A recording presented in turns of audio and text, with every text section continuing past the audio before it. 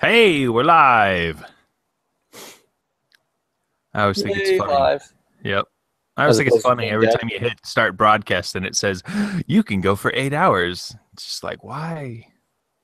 I don't I don't want to go for 8 hours. That's a long time.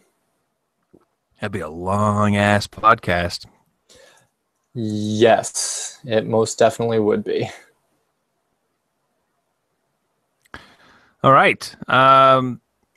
Welcome to the Sharkbone Podcast. This is Pod Chatter, episode number 9, being recorded on Thursday, November 5th, 2015. My name is Devin.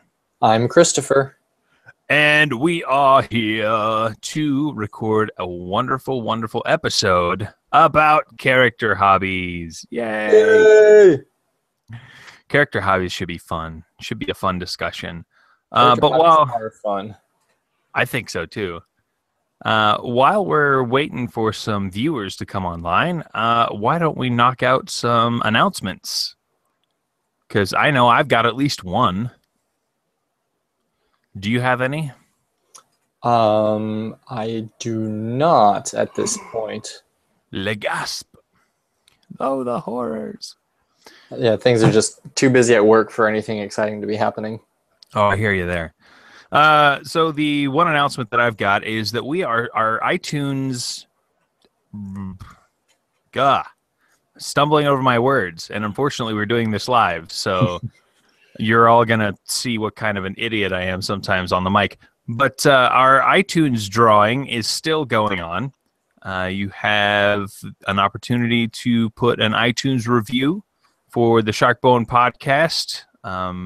For your chance to win a $10 Amazon gift card. And the last date that we'll accept, well, that they'll be valid is for the drawing is the 19th of November before 8 o'clock Pacific time, because that's when we record. And so they need to be in before then so that we can include them all in that drawing for the $10 gift card. So 8 Pacific, 7 Mountains. No, 8 Pacific, 9 Mountain, 10 Central, 11 Eastern U.S. time, which would make it, what, 2 a.m. GMT? Something like that. 2 a.m. the next day? Yeah. Yeah, so all you time travelers, you can time travel back and leave us a review. Because Central Time is 6 hours behind GMT. So 10 plus 6 is 16. So 12, 13, 14, 15. So at 4 a.m. 4 a.m. GMT. Do your own math to figure out when that is for your local time. We are doing math. This is no longer Pod Chatter. This is Math Chatter, episode number 1. And today we are going to talk about time zones. Time zones. Suggested by Benjamin Franklin at the very beginning. And that's as much as I know about time zones, actually. Other than the time changes suck. Right, but are you talking about daylight savings time sucks or just time zone changes? Both. Because daylight savings is horrible and needs to die in a fire. Yeah. I mean, I was cooking dinner tonight, and it was 4:30, and it was already starting to get dark. I had to turn on the kitchen light. I'm like, what the hell is up with this? I shouldn't have to be turning on the kitchen light at 4:30. Anyways, that's my indignation for tonight. Awesome. I don't get indignant about many things, but about that I do, apparently. I actually read this pretty compelling article online the other day about how, one, daylight savings time needs to die in a fire, and 2, the continental U.S. should shift from the 4 time zones to just 2. Okay. Because most of the things like from Texas to New York are all doing things pretty much the same time anyway. Mm-hmm. So they should just be all in one time zone, and then the western half of the country should be on its own time zone. And then that would make it a hell of a lot easier for us to record. Yeah. If only one time zone apart instead of 2. And then when we have get together with our East Coasties. Yeah, affiliates from the RPG Academy Network who are in Ohio or New York, or when we have people that are on from Florida. We're like, hey, I'm in the same time zone as you now. Woo! Yep. Yeah, that would President be Obama, interesting. get on it. Yes, there you go. All right, I think we can move into our topic for tonight. As I had said earlier, our topic tonight is character hobbies. Now, what is a character hobby? I had a definition that I wrote down that made sense to me at the time, and I think it's going to be okay. A character hobby is some activity that your character regularly engages in as a means of relaxation. Like Han Solo and his gambling, There you go. or Chewie and his tinkering with the Millennium Falcon, just as hmm some pop culture examples. Anakin and his sand people slaughter. I was going to say Anakin and his whining like a baby, That too. or if we're going to go with what's his name, Ezra and his kleptomania, his collections. Sabine and her painting. Hilarious. Yeah. It worked. Yep. So, Hobbits and their second breakfasts. they're eating. What about second breakfast? I don't think he knows about second breakfast, Pip. That's got to be one of the greatest moments. That was hilarious. It really was, especially the first time seeing it in 3D on the big screen. Back when I was in high school. God, I'm old. I just think it's hilarious that you always come back with that, like, man, I feel old. Man, I'm old. And it's funny because I'm older than you and I don't feel old at all. It's hilarious. Okay, maybe it's not that I feel old, it's that I'm dating myself with all these things that happened. I graduated from college over a decade ago, or almost a decade ago. It'll be a decade next year, so 9 years ago. And then we're talking about things that happened when I was in high school, which was before that. God, Yeah. just, So I don't know, it's just time goes. time travel thing, wibbly wobbly, timey wimey ball of stuff. Mm-hmm. Yep, that's all the wonderfulness. So yeah, what hobby did you have back in high school? Since you're thinking about high school. In high school, there was gaming, of course. I was in a Christian ska band, and played video games. Did a little photography. That worked. My hobbies were video games and computer programming at that time. I wanted to create video games. That's what I wanted to do. Do you still want to do that? No. I came back from my mission and I sat down in front of a computer and I started doing some coding. And I was like, oh my God, I like people a lot better than I like computers. So I left it there. And I went to get a job that let me talk to people. That works. So, in my opinion, I think that every character, and when I say every, I probably mean most, should have a hobby. No, I think every character should have a hobby. I have a hard time thinking of any character who wouldn't have a hobby. Yeah, I agree with that, although I've known several adults who don't have a hobby. Oh, well, but then I thought they were kind of boring as people. Right. So why do I think that most characters need a hobby? Because most people have a hobby. It's true. And like I said, most people have a hobby to relax, to enrich themselves, and it makes them more interesting as a person. And a character with a hobby is more interesting as a character, I think. Right. And in addition to being more interesting as a character with a hobby has more hooks for NPCs. Uh-huh. For example, the rogue who loves to fish. You can have an NPC hook be like, this fisherman is fishing next to you and gets started talking and telling you the tale of this amazing catch he once almost had of a sea monster that was guarding a treasure. You know, you just throw it out there while you're fishing. Some random dude approaches you about a monster with guarding treasure. And with it being connected to the hobby, instead of just a random stranger at the tavern, the character feels, or the player would feel more ownership. Be like, hey, we talked to this person because of my fishing hobby. Mm-hmm. It's something cool that I did that happened to bring in an adventure for us to go on. Yeah, it gives the GM easier access to the characters because you have different facets of those characters' lives, and so you can start hooking, embedding your hooks into those different facets instead of the "you're on the road." Someone runs out screaming, "Ah, dragon!" Exactly. Like, So, think of any, especially anime that you've watched. There's always that 1 or 2 episodes a season that starts out with them doing something in their downtime, or the obligatory beach episode where they're doing something at the beach. Someone's like, hey, I'm gonna go surfing, hey, I'm flying my kite, I'm building my sandcastle, and they're doing all these different character building things, and then ninjas attack. yes, and even Teal'c had a hobby. This most serious character in SG1, and he had a hobby too. Watching movies. Yep. I knew exactly what his hobby was because it is part of his character. It's hilarious.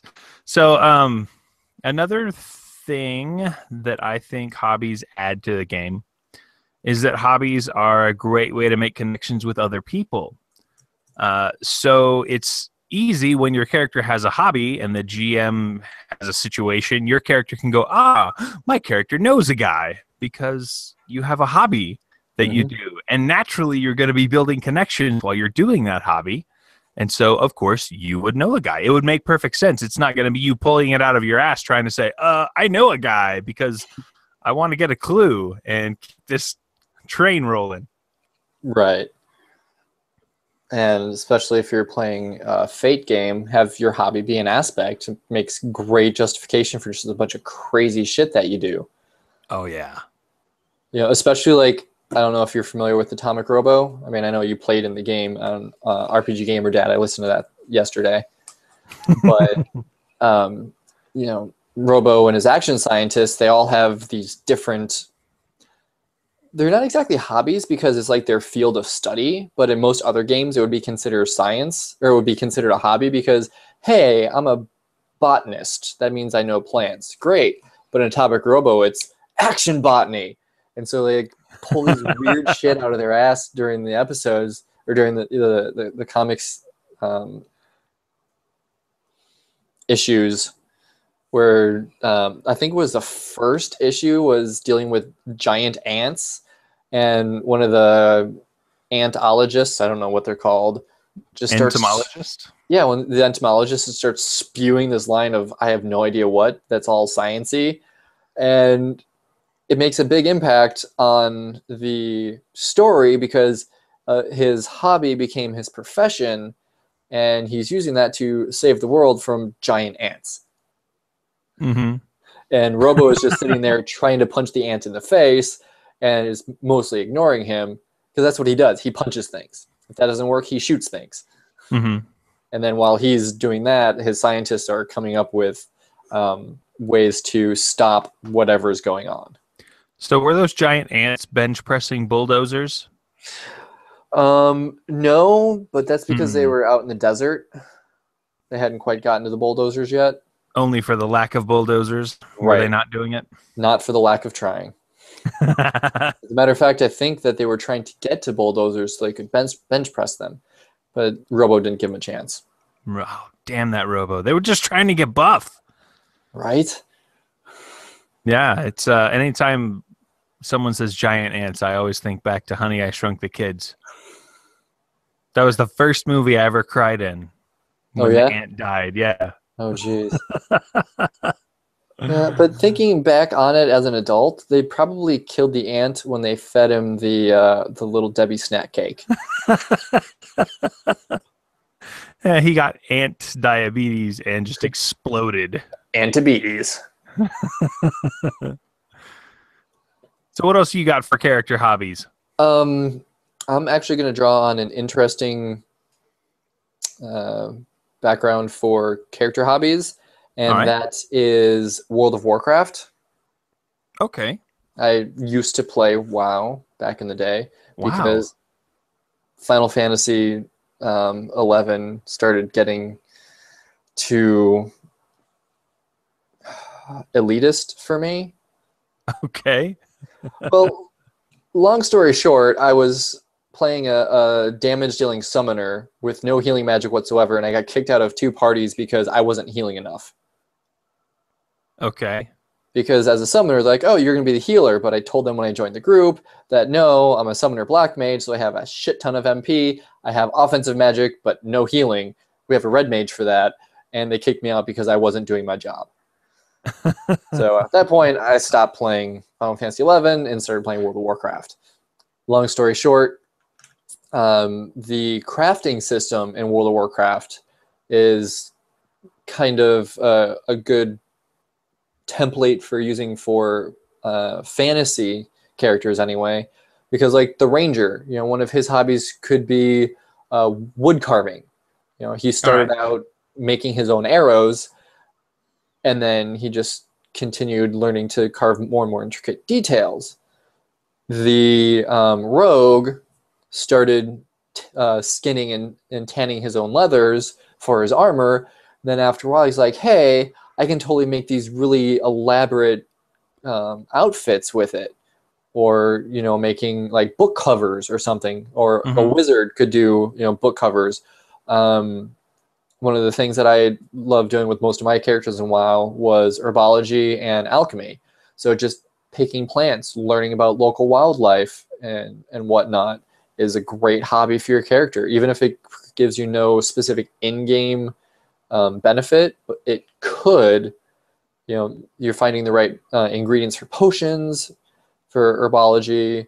You know what is safe to eat and what's not. So maybe you get a bonus on your foraging roll, or depending on the game, it allows you to bypass rolling altogether. Like, yeah, you totally know what is and is not edible. You don't have to roll. Everyone can eat.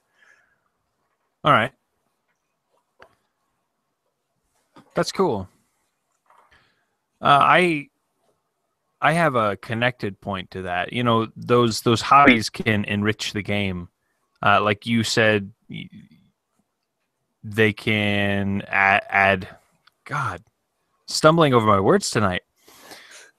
The hobbies can develop into something that adds to the story, Mm-hmm. which is, I think, what they should do. Because anything you put in your character should add to the story, because that's why you're there at the table, right? Mm-hmm. Um, I think that hobbies can support role playing in interesting ways.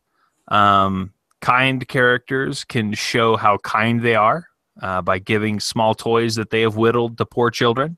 Mm-hmm. Witty characters can change tactics in the middle of a negotiation. They can go from Picard to Archer in the middle of a conversation. A crafty character could pull out their latest brew to make nice with a stranger. There's all sorts of things with your hobby. You're going to have other actions you can take to role play with the NPCs that inhabit the world. That's going to kind of spotlight who your character is, and then it also might open doors that you didn't even know existed before. Yeah. And continuation of that is, because you were saying giving away toys that he's whittled. If you take that to, instead of just showing how kind your character is, in fantasy games specifically, most villages and hamlets that your characters visit don't have an inn. So you're either camping out in the wilderness, or you're relying on the kindness of strangers to put you up for the night. Yeah. Or even like in Star Wars Clone Wars, there were several episodes where they get stuck on a backwater planet and they have no place to stay. There's no hotel. They're just staying with people who are nice enough to let them stay with them. So having this hobby, be like, hey, I have a skill that I can trade for, a night in your barn or for a place at your table. Yeah. Firefly, great example. Shepherd Book gets on board because he brought with him strawberries and herbs from his garden. No money. He didn't have any money to pay for his way. He was like, hey, I've got real food because I know how to cultivate a garden. And there are some things that are worth more than money to some people. Like if you got to spend the night in a barn on a farm, and the next morning you go to pay for their hospitality, you want to give them some coins or something. Do you think that farmer is going to want your coin, or are they going to want your knowledge that's going to help them cure the blight on their crops? Yeah. Because their crops are worth a lot more than the coins you're going to give them for a single night of staying in a barn. Yeah. And especially more so with fantasy games than with modern or science fiction, is that the smaller towns don't have much use for monetary compensation, because most of the small villages and hamlets deal in barter anyway. Mm-hmm. The cobbler gives shoes to the farmer in exchange for wheat and grains and milk or eggs or whatever. So it's more of a barter system. So having your character having a hobby is just one more token that they can use to barter for, a night in the barn or a place at the table, or hey, we're going to the tavern. Normally locals don't pay because they just bring stuff for the barkeep to eat, and cobbler brings shoes, and the blacksmith makes sure that his silverware, his metal utensils are in good condition. So, but what do strangers do? Well, they bring gifts, they bring stories. Bard is a great example of a character who their class is a hobby, telling stories. Yeah. We're gamers, we're storytellers, right? It's a hobby. We like to think we're storytellers. Well, better storytellers than story listeners, right? I think so. So we've been talking a lot about how these hobbies can add to a game. And that brought up the question in my mind as to how much we care how well a hobby is represented on the mechanics of the game on the character sheet. What do you think? What is your opinion on that? How much mechanics do you want behind this hobby? That kind of depends on the game, because even like D&D 3.5 had pages of rules for, even simple hobbies. Anything that had a possibility of giving you a mechanical benefit had like 3 pages of rules for crafting. If you're a blacksmither, for crafting weapons and armor. If you were an armor smith or a leather worker, or if you were, just the profession skill in general for making money off of your hobby, there was so many rules for it. But, things like a more narrative game like Fate, where if it's very important to you, you throw it in one of your aspects, and then that's it. So I think there should be some mechanical weight behind hobbies, just because players tend to gravitate more toward mechanical things that they can do. Like in a lot of Star Wars games, people take the gambling skills because, Han Solo is a gambler, Lando Calrissian is a gambler. All the cool rogue-ish characters are, these gamblers, these hotshots. So they're like, yeah, I want to be cool like Han Solo. I'm going to go to a sabacc table and I'm going to gamble. So they want rules for that. Um, you know, people who tinker with starship components take high mechanical skill to represent that tinkering allows them to better modify their ships and weapons and whatnot. So having some sort of mechanical hook is kind of an incentive for people to waste the space on the character sheet to write down, I'm a gambler, or I'm a wood carver, or whatnot, whatever they happen to excel at. And with mechanical benefits behind it, increases the likelihood that the GM will devise a story to revolve around that hobby. The gambler needs to win this high stakes game in order to, because the prize is this brand new ship that they need to get off world before the Imperials find them and put them in prison. Yeah. That's a hell of a prize. That's how Han got the Millennium Falcon. He won it in a game from Lando. Oh, I know, but it wasn't like a prize that someone said you could win this. It it two was gamblers going for extremely high stakes. Right. I wonder what Han put on the table.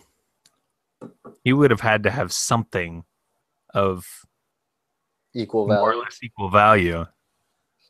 I have no spice, maybe. I suppose that could be it. Because he needed to get the spice to his destination, and he didn't have a ship. So he was like, if I lose the game, then Jabba's going to kill me anyway. If I win the game, I can take the spice on the ship to where it needs to go. That's funny. That could be. Interesting. They never actually say what Han put up as collateral. So as far as mechanics on for a hobby, I think I agree. I think it needs to have some kind of mechanical reflection on the character sheet, whether that's adding a new skill to your skill list to represent that, or taking a specialty in an existing skill to represent that. I think by you investing the experience points or the character building points or whatever into buying that mechanical bonus related to your hobby and putting it on your character sheet, I just think it makes it that much more concrete and that much stronger of an element of the character. And the items that tend to be the strongest, that have the most mechanical weight, the things that we as players can interact with, I think they're the things that come to the fore most often with our character. Because then it's not just a footnote in our backstory that we keep forgetting. It's something that's there that we can interact with, that we can say, I'm going to do this, throw a die, add a number, and say, ooh, that thing helped me accomplish what I was trying to accomplish, which is always good. Cool. What else do you have? I guess the other thing that I was thinking is that taking a character hobby is great and all, but it's equally important to play up the hobby, even if you're not rolling more dice or interacting with the mechanics, but just to constantly remind the other players and the GM that you have this hobby, which more likely to bring it to the forefront. Savage Worlds, what does it have? Worlds Deluxe Edition, I think, has this mechanic in there that during downtime, a player tells a story. Yeah, the interlude. The interlude. That's really cool. Right. So something like that, everyone's going back to the fantasy example. You're camped out for the night in the middle of the woods on the way to the next dungeon. You set fire, meal is cooked. You guys are eating, drinking. The bard is playing their instrument, whatever's going on. Then interlude, talk about, do a flashback, tell how you got into your hobby, or one of the cool times that your hobby helped you out of a bind, or just talking about one of the awesome times you had in when pursuing your hobby. Because I think that, me personally as a GM and a lot of games that I've been in, once the players make camp for the night, whether that's throwing up tents and making a fire in a fantasy game, or hey, we've jumped from into hyperspace from plot point A to plot point B. Let's just fast forward to the next plot point. I, as a GM, don't take enough time to explore those character building moments. And in a lot of games that I've been in, they've kind of fast forwarded through those and just hand waved them. So it's kind of a good reminder of, hey, I've got this backstory that's more than just a backstory. Let's talk about it a little bit.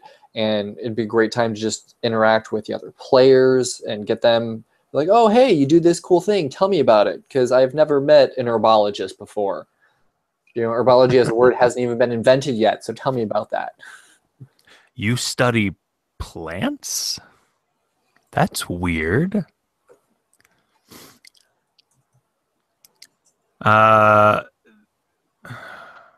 Man, my train of thought derailed again. I was going to say that when they make camp for the night and start building the fire, that's when you say, okay, guys, it's time for boxer lounging and pillow fights. And exactly. You break out the rules for that you made up that end up with incredible sexual tension and inevitable fades to black. Well, not everybody can be as awesome as the sexy pillow fights from Cards Against Humanity. I don't think I've seen those cards. You haven't seen the sexy pillow fights? Oh, it's the best card in the set, in my opinion. Sexy pillow fights is number 1, and Japanese tentacle porn is number 2. Those 2 cards fit perfectly in almost every slot that you can put them in. Pun intended. I was at Barnes and Noble the other day, and I saw a pack of cards that was Crabs Adjust Humidity, and it was What? Crabs Adjust Humidity, and it was an unofficial expansion for Cards Against Humanity. Wow, that's horrible. It made me laugh. There's another good hobby for your character is just card games. Maybe not. There you go. It doesn't have to be gambling. Poker, blackjack, whatever. It doesn't have to be solitaire, but like your character knows a lot of different card games. So when it comes time to breaking camp, hey guys, let's play Go Fish. Hey guys, let's play, Old Maid. Hey guys, let's play. I don't know much card games, so I'm just gonna have to stop there. But hey, let's do this really cool card game, and if you really want to, bust out a deck of cards and play Go Fish for 20 minutes. Yeah. While role play in character while you're playing this card game. So it doesn't have to be specifically mechanic focused. It can be used for other fun, just great role play moments. Yeah. The those moments where your characters are indulging in their hobby, they're great for some inter-party dynamics. Some inter-party role play. Mm-hmm. Where you can they can hash out the problems they had, where the leader can say, I really appreciate the hard work you're putting into it, but you made a mistake today and it almost cost Francis the bard's life. Because all bards should be named Francis or something equally proper. Good to know. Yep, that's my addled brain throwing that rule out that you can promptly disregard. I think I will.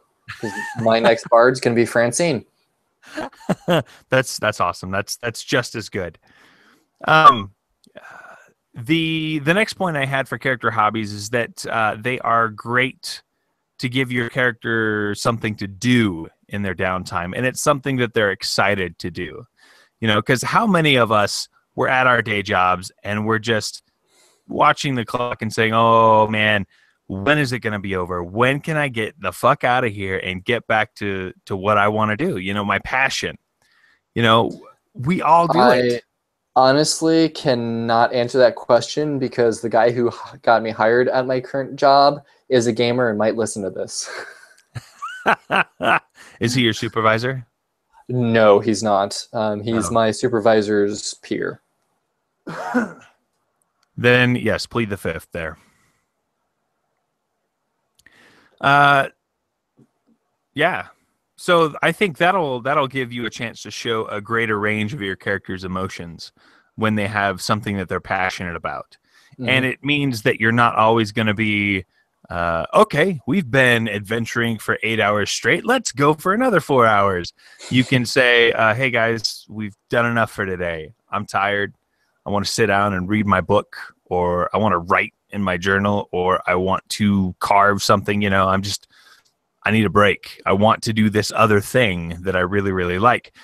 And again, that's going to make for some more realistic interactions between the characters and between the character and the game, I think. True. Because, I just had a great revelation going along those lines. Right? But going along those lines is those times where the GM is, the many times when the GM is blindsided by things that the players do. Uh-huh. And you're like, hey, what? So when you need to be like, okay, give me 5 minutes to figure out what happens next, that's a great time to be like, all right, player A, player B, you guys, start talking about your hobby while you're, even if they're like walking down the road to the next plot point and something happens, they're like, okay, you guys just shoot the shit about, this person's hobby because I have no idea what's going on. Give me time to recover and find out where to go next. So while the GM is doing their thing, the players aren't just sitting around watching them, aren't waiting for something to happen. You can use that hobby as, the interludes. It doesn't always have to happen when you make camp for the night. You're walking for 8 hours today, the in-game day to get to your destination. Well, you're not walking in silence. You're talking with your companions. You're learning more about them. All right, guys, I'm going to take 5 to figure out what's going on. You guys talk about your, interlude time, talk about your hobbies. Yeah. Yeah. I want to have like 2 or 3 characters in the group who are like aspiring actors. And so they carry around like 2 or 3 plays that they're working on. And so in their downtime, they're off practicing with each other. Because that would be hilarious. That would be awesome. Hey guys, watch this scene. Hark. They're doing Shakespeare. That'd be awesome. That'd be so funny. Well, depending on who they are, they might not know who Shakespeare is. Well, sure. That's fine. We could call him something else. Just give them some actual plays and say, this is what you're reading. This is what you're trying to do. That could be fun. Yep. Although it kind of leads into my very last point is that usually when I've got a character that's got a hobby, I get really curious about that hobby, and so I start experimenting with it myself. So I have experimented with and done a bunch of things that I never thought I would. I own a harmonica, and I was learning how to play it at one time because I had an Apocalypse World character who walked around with a harmonica and who was a fucking badass playing it. And so nice. I bought it as a prop during game, and then because I had it as a prop, I just play around with it and try and learn how to play it. So that's not anything that I ever thought I would have any interest in. It was fun. I did the same thing with poetry with an L5R character because poetry is a skill, and so I put a lot of points in it, and so I would write poems in between game sessions, and I even wrote poems for the casting of my spells. Oh, really? Yeah. Nice. You can have a lot of fun by taking your character's hobbies and making them your own a little bit. It'll make the game a lot of fun for everyone around the table.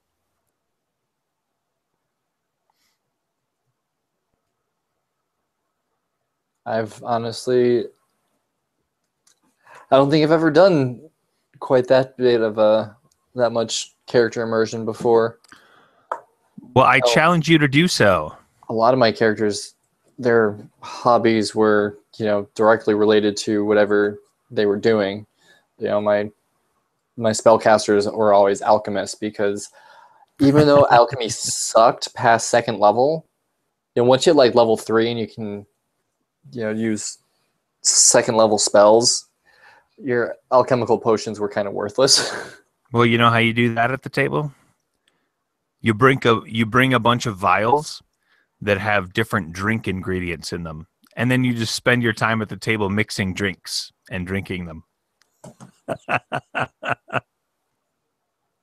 That might work. That would be fun. It could be dangerous. Depending on what's in your little vials. Right. But funny story. By we, I mean my wife and I, we found these they're glass vials that we use for salad dressings, for taking salad dressing to work with us for our lunches. All right. And every time I look at it, I'm like, that's a potion vial.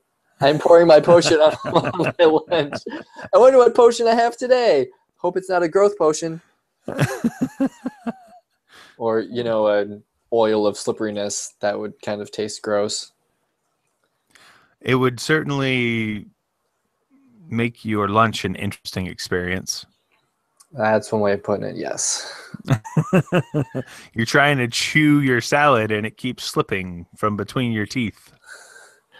Or if you're chewing your salad and it's a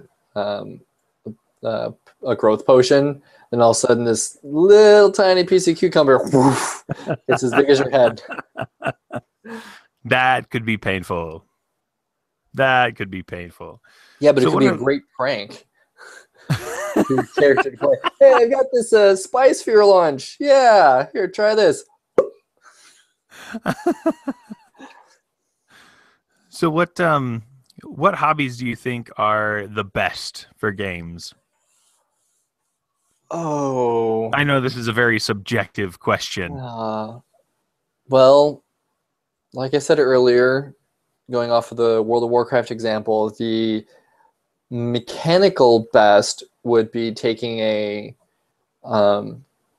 hobby that reflects what it is you do. All right.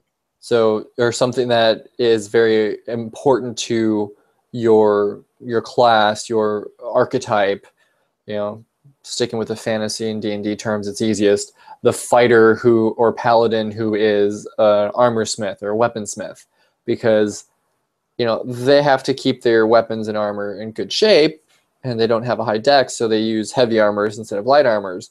The ranger who has herbology for finding edible plants for making healing potions.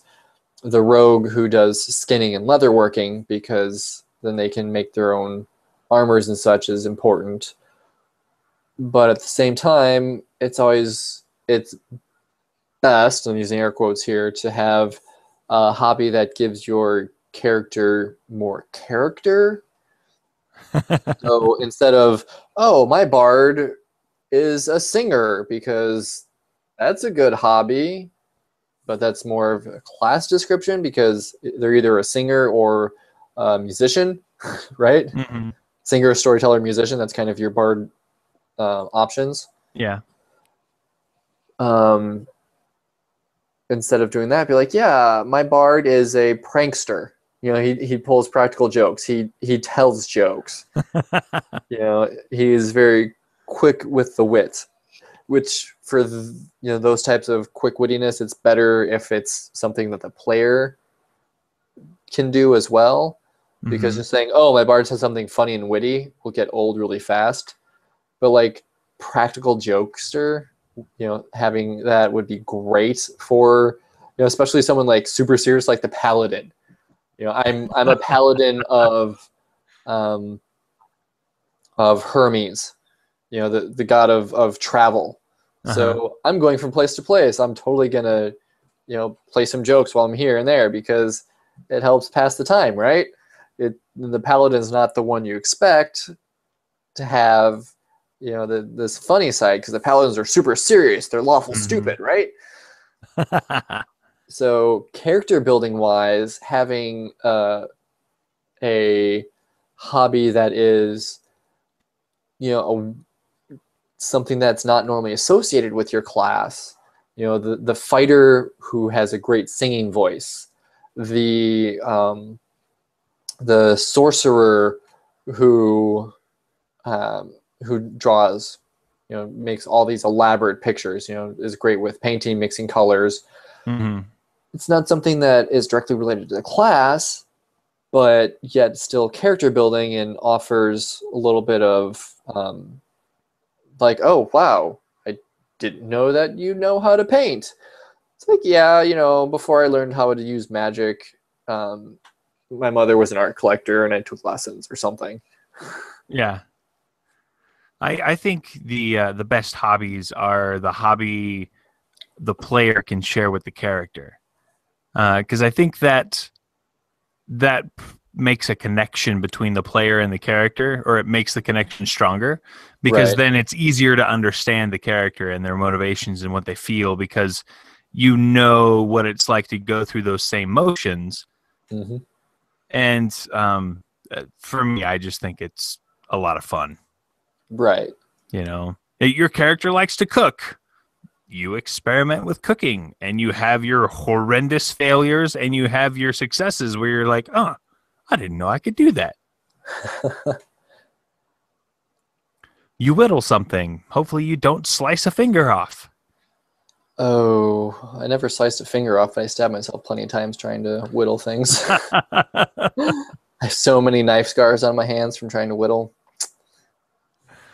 I was always very afraid of stabbing my fingers, so anytime it felt like I was going to, I just let everything go. So Oh, I've so you nicked. dropped it on your foot instead then.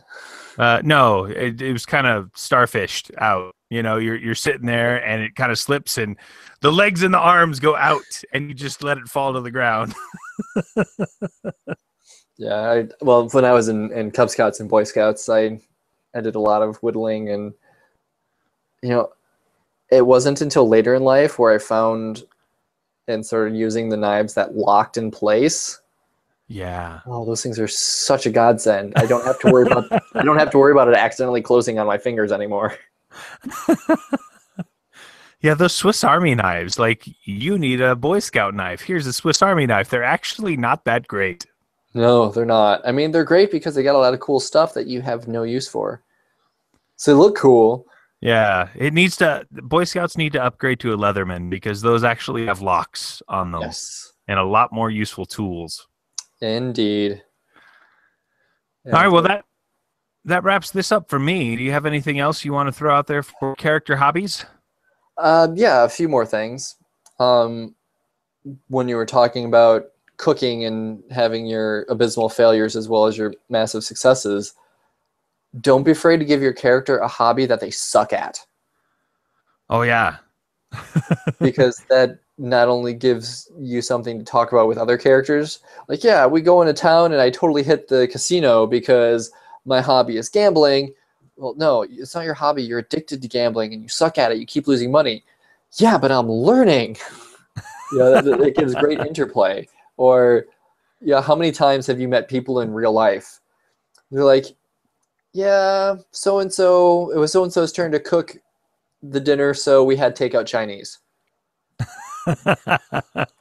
The the the Jedi who is also trying to learn cooking, but is a Gand and doesn't understand the gastrointestinal system of humans, makes things that are totally not digestible by the rest of the crew, but they love it, Yeah.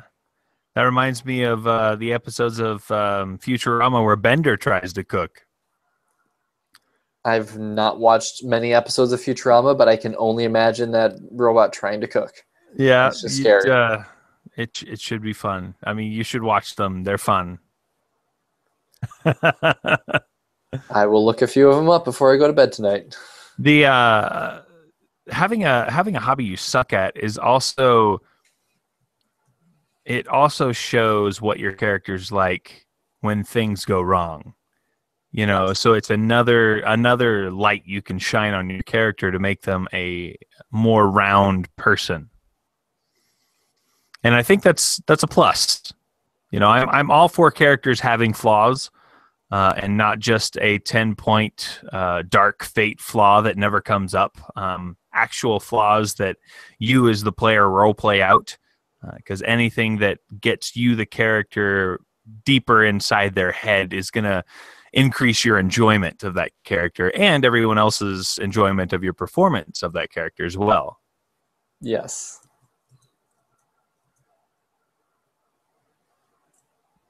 All right. You got anything else? Nothing from me. We hit all the med points. That's awesome. I think we have convinced everyone that character hobbies are wonderful things to add to your character. So go find all of your character sheets and write a hobby on them now. Do it. We'll wait. There, that's long enough. I think you got it all done. And with that, I will just say thanks, everyone, for listening. We didn't have any viewers tonight, which kind of makes me sad. We did record this live. All of our pod chatters are recorded live. If you didn't know that, you can come watch us record them and interact with us via the Q&A app on Google Hangouts on air. That happens usually Thursday, whatever Thursday it's scheduled on, at 8 p.m. Pacific time. And with that, I'll just say goodnight and join the frenzy. Have a good night, everyone. And remember, always check for bad cooking. Boom.